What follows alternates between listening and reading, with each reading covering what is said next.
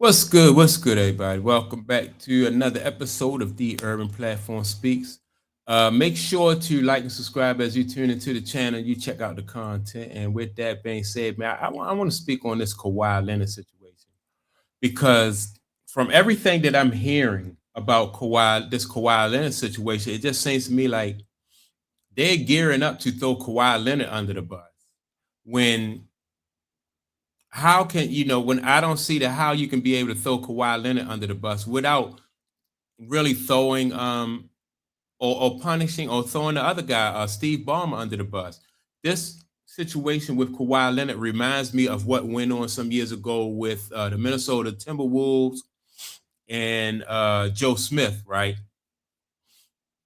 And the person who suffered the most throughout that situation with the Minnesota Timberwolves and Joe Smith was Joe Smith.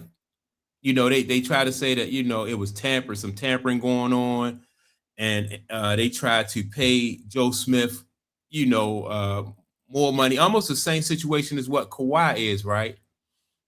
The Minnesota Timberwolves did lose some draft picks, but Joe Smith lost money. That was money that he lost that he was never able to recoup throughout his career, and so the Minnesota Timberwolves, it was basically to them a smack on the wrist. And so I see the same thing going on with Kawhi Leonard. Like, whatever you could, like, the NBA can't do any more to Steve Ballmer than probably just smack him on the wrist. But Kawhi Leonard, fortunate, and you know what? And the fortunate thing about this for Kawhi Leonard is he has made a lot of money throughout his career, and he's at the tail end of his career. But just imagine if he was just starting, or if he was at the almost like towards the middle of his career.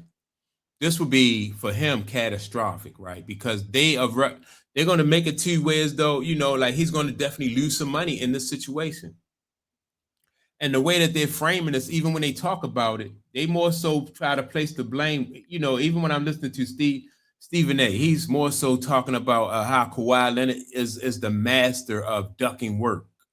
When if he's ducking work, then somebody is allowing him to duck work, to not play. That's his bosses. Though the people that are there to hold him accountable, they should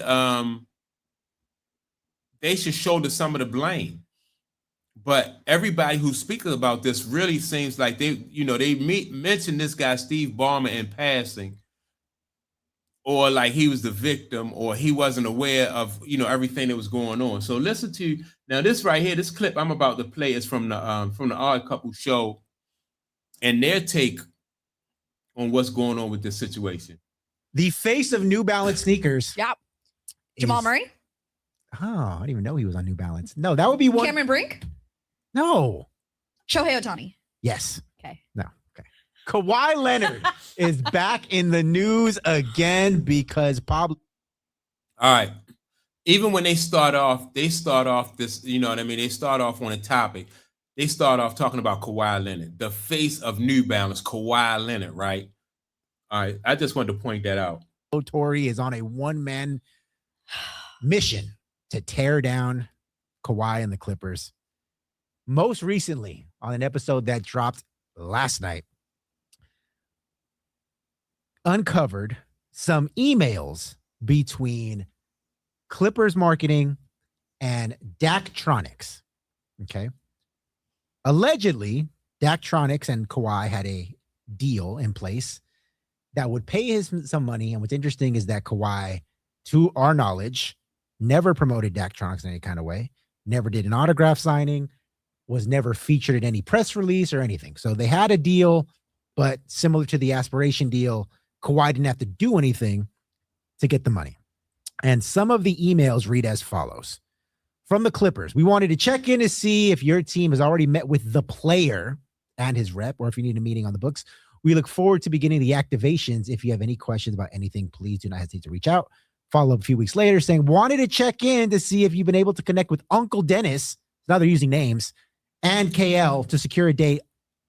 Then finally, Daktronics responds back. I'll follow up and get back to you. Thanks for the reminder. Go Clippers. The reason why this is interesting, because it seems, innocuous, is that Steve Ballmer has gone on record a couple of times and said, we have. Wait a minute. All right. So we are already a couple minutes into this, and they just now mentioned Steve Ballmer, right? So let's see what they say about Steve Ballmer. Never served as a middleman between Kawhi Leonard and any sponsorship deal. Now, at the time, he was, of course, talking about the aspiration deal. Mm-hmm. In this case, it's very clear because it says the emails are from a Clippers representative that the Clippers were involved in this particular deal. So I ask you, given that now Pablo Torre has uncovered at least 3 different side deals involving Kawhi Leonard and somebody somehow tied to the Clippers organization as a means to circumvent the salary cap, why on earth have we not seen any punishment hung down? All right. Again, let me ask you this. How can Kawhi Leonard circumvent the salary cap as just the player of the team? And like I said, the more and more they speak about this, the less they mention Steve Ballmer. It's always Kawhi Leonard. Kawhi Leonard don't have anything to do, nor do any other NBA player have anything to do with like the salary cap. Teams pay you, and they keep their salary under this, those salaries under the salary cap, but nothing a player can do. There's no power that a player has that can, push a team over the salary cap, right? And so that don't even, that to me really don't even make sense for them to be talking about the salary cap and then Kawhi Leonard in the same sentence. And will we ever see one come down? Well, the simple answer is that Adam Silver has no spine. That's the simple Yes. answer.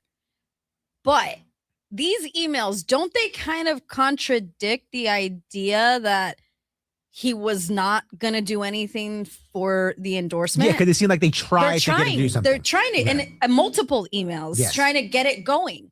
So I feel like that contradicts the original stuff that Pablo Torre was trying to say with aspiration. So in this particular one, it seems like they were trying to figure out when he could go and do what picture. Who knows? Who knows Right. what I'm saying? I don't know why it's taking so long, because at this point, again, if you feel like you have the smoking gun, why not just punish Kawhi Leonard? Whatever it is, half a season, some people say. Why? How are you going to punish Kawhi Leonard when he was allowed to do this? Whole year. I don't know, but the staying in this limbo, instead of, I think, people looking at the situation and getting more mad at the Clippers or Kawhi, how are we just not getting mad at the NBA and Adam Silver? Like earlier in the show, we talked about the Titans, and you're like, is it because nobody cares about the Titans? Who cares about the Clippers? You do? Exactly. So aside from me and 7 other people, including Ben Maller, who cares about the Clippers? Shout out to Ben Maller. So and to my point is it's not really about caring about the Clippers. It's about, if you're going to punish a team for breaking rules, then you punish the responsible party. And like I said, I've seen this before with Joe Smith, and Joe Smith took the brunt of that punishment with the Minnesota Timberwolves when they had a situation that was similar to this.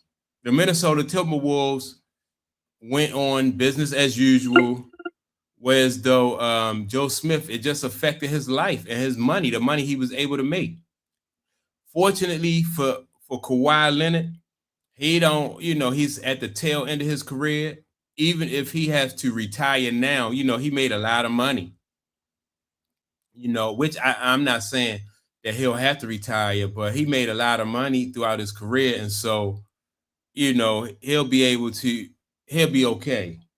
To Ben Maller, shout out to my family, shout out to Grace. Aside from those people who are Clipper fans, nobody cares about this. Do you care? Honestly, do you care? No. Okay. So instead of pretending to care about this organization that has been a laughingstock, especially next to the Lakers for their entire lives, just make a decision, Adam Silver.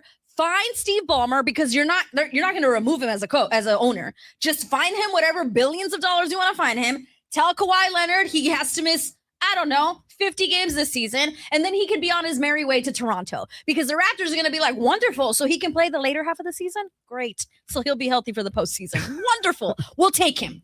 Toronto wants him. He wants to go to Toronto. Yes. Like, again, just punish him. And I wonder if that's it, because they're like, well, if we punish him half a season, that benefits Toronto.